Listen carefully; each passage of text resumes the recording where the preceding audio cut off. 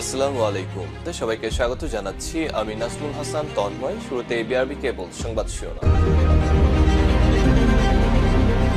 বাংলাদেশের সর্বশেষ গুরুত্বপূর্ণ আপডেট সংবাদ আপনাকে স্বাগত। শুরুতেই সংবাদ শিরোনাম, পরে বিস্তারিত। প্রথমেই জানাবো আমাদের হাতে থাকা সর্বশেষ গুরুত্বপূর্ণ সবথেকে তাজা আপডেট সংবাদ। জাতিসংঘের অধিবেশনে বাংলাদেশের নজির স্থাপন।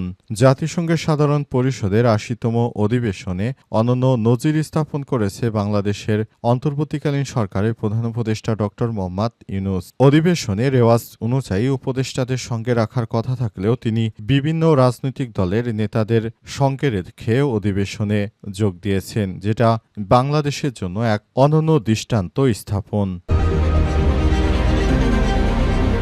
এরপর জানাবো আওয়ামী লীগের মৃত্যু হয়েছে ঢাকায় আর দাফন হয়েছে দিল্লিতে। কুমিল্লায় বিএনপির জেলা সম্মেলনে বিএনপির স্থায়ী কমিটির সদস্য সালাউদ্দিন আহমেদ বলেছেন, আওয়ামী লীগের রাজনৈতিক মৃত্যু হয়েছে ঢাকায় আর তার দাফন হয়েছে দিল্লিতে।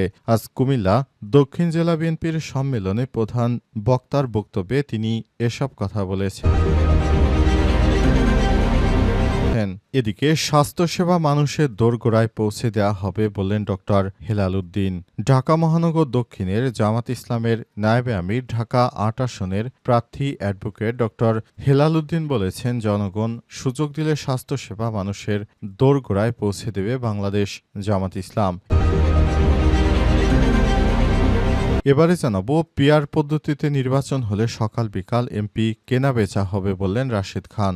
গণঅধিকার পরিষদের সাধারণ সম্পাদক রাশেদ খান বলেছেন, আনুপাতিক বা প্রতিনিধিত্ব পিআর পদ্ধতিতে নির্বাচন অনুষ্ঠিত হলে দেশের মানুষেরা সকাল বিকাল এমপি কেনা বেচা করবে এবং সরকারের স্থিতিশীলতা থাকবে না। তাই স্থিতিশীলতা বজায় রাখতে হলে বর্তমান পদ্ধতিতেই নির্বাচন প্রয়োজন বলে মনে করেন তিনি। এবং সর্বশেষ জানাবো সৌদির কাছে পারমাণবিক অস্ত্র বিক্রি নিয়ে নতুন তথ্য দিল পাকিস্তান।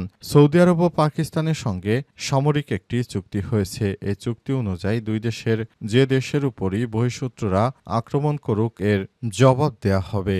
অনেকেই বলছে পাকিস্তান নাকি সৌদি আরবকে পারমাণবিক অস্ত্র দিচ্ছে। এ বিষয়ে পাকিস্তান গুরুত্বপূর্ণ তথ্য দিয়েছে, তারা সৌদিকে কোনো পারমাণবিক অস্ত্র দিচ্ছে না। প্রিয় দর্শক, এতক্ষণ শুনছিলেন সংবাদ শিরোনাম, এবারে বিস্তারিত। তবে তার আগে বন্ধুরা অনুরোধ থাকবে এই সংবাদটিতে একটি লাইক দিন। এই চ্যানেলে আপনি নতুন হয়ে থাকলে আমাদের সংবাদটি দেখতে দেখতে চ্যানেলটি সাবস্ক্রাইব করে রাখুন। কমেন্ট করে বন্ধুরা আপনার মূল্যবান মতামত জানিয়ে দিন আপনি বিশ্বের কোন দেশ থেকে বা বাংলাদেশের কোন স্থান থেকে আমাদের সংবাদটি দেখছেন এবং শুনছেন। আর বন্ধুরা, এই সংবাদটি আপনার সোশ্যাল মিডিয়া ফেসবুকে শেয়ার করে বন্ধুদেরও দেখার সুযোগ করে দিন। গাজা যুদ্ধে আপনি যদি নিরীহ ফিলিস্তিনিদের ভালোবেসে থাকেন, কমেন্টে ইয়েস লিখে বিশ্ববাসীকে জানিয়ে দিন। এবারে বিস্তারিত। জাতিসংঘের অধিবেশনে বাংলাদেশের নজির স্থাপন। জাতিসংঘের সাধারণ পরিষদের ৮০তম অধিবেশনে অনন্য নজির স্থাপন করেছে বাংলাদেশের অন্তর্বর্তীকালীন সরকারের প্রধান উপদেষ্টা অধ্যাপক ড মোহাম্মদ ইউনূস। অধিবেশনে রেওয়াজ অনুযায়ী উপদেষ্টাদের সঙ্গে রাখার কথা থাকলেও তিনি রাজনীতিবিদদের পুরো অধিবেশনে সঙ্গে রাখেন। নিউ ইয়র্কের স্থানীয় সময় শুক্রবার সকাল ৯টায়, বাংলাদেশ সময় সন্ধ্যা ৭টায় সাধারণ পরিষদের অধিবেশন আবার শুরু হয়েছে। পরে প্রধান উপদেষ্টা ১০ম বক্তা হিসেবে ভাষণ দেন এবং তা বাংলাদেশ টেলিভিশন বিটিভি নিউজ এবং বাংলাদেশ বেতার সরাসরি সম্প্রচার করেছে। প্রধান উপদেষ্টার সঙ্গে জাতিসংঘের অধিবেশনের যোগ দিয়েছেন বিএনপির মহাসচিব মির্জা ফখরুল ইসলাম আলমগীর, জামাতের আমির সৈয়দ আবদুল্লাহ মোহাম্মদ তাহির, জাতীয় নাগরিক পার্টি এনসিপির সদস্য সচিব আক্তার হোসেন, এনসিপির যুগ্ম আহ্বায়ক ডাক্তার তাসনিম জারা এবং বিএনপির ভারপ্রাপ্ত চেয়ারম্যান তারেক রহমানের পররাষ্ট্র বিষয়ক উপদেষ্টা হুমায়ুন কবির। এছাড়াও আছেন জামাত নেতা ড নকিবুর রহমান তারেক। প্রধান উপদেষ্টা বলেছেন, বাংলাদেশ আর কখনোই স্বৈরশাসনের পথে ফিরবে না। দলমত নির্বিশেষে গঠিত ঐক্যমতের ভিত্তিতেই দেশের গণতন্ত্র সংস্কার কার্যক্রম টেকসইভাবে এগিয়ে যাবে। তিনি জোর দিয়ে বলেছেন, জনগণের আত্মত্যাগে অর্জিত ন্যায়ভিত্তিক রাষ্ট্র কাঠামো পুনর্গঠনের প্রক্রিয়াকে আর কোনো শক্তি বাধাগ্রস্ত করতে পারবে না। প্রধান উপদেষ্টা বলেন, ক্ষমতার ভারসাম্যপূর্ণ একটি অন্তর্বর্তীকালীন অন্তর্বর্তীকালীন রাষ্ট্রকাঠামো গড়ে তোলাই অন্তর্বর্তীকালীন সরকারের মূল লক্ষ্য, যেখানে কোনো স্বৈরশাসনের আবির্ভাব হবে না, রাষ্ট্র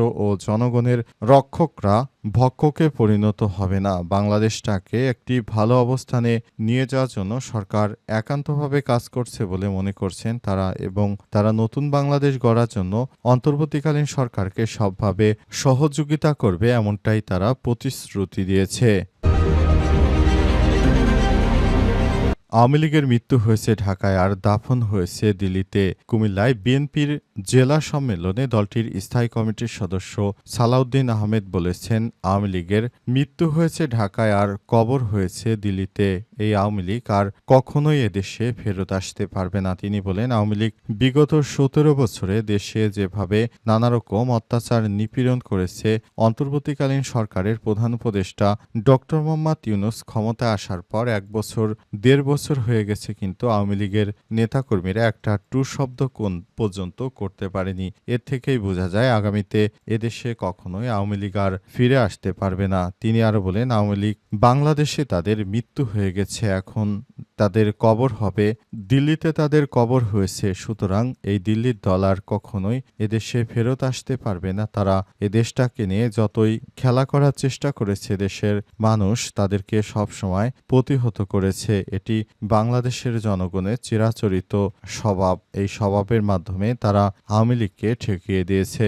আওয়ামী লীগ চাইলে এদেশে আর কখনোই ফেরত আসতে পারবে না বলেছেন বিএনপি নেতা সালাউদ্দিন। তাই আগামীতে আওয়ামী লীগ ছাড়া কিভাবে নির্বাচন করবেন সে বিষয়ে নেতাকর্মীদেরকে প্রস্তুত থাকার জন্য বলেছেন, যাতে করে পলাতক স্বৈরাচারেরা ফেরত আসতে না পারে কিংবা নির্বাচনে বিশৃঙ্খল পরিস্থিতি তৈরি করতে না পারে।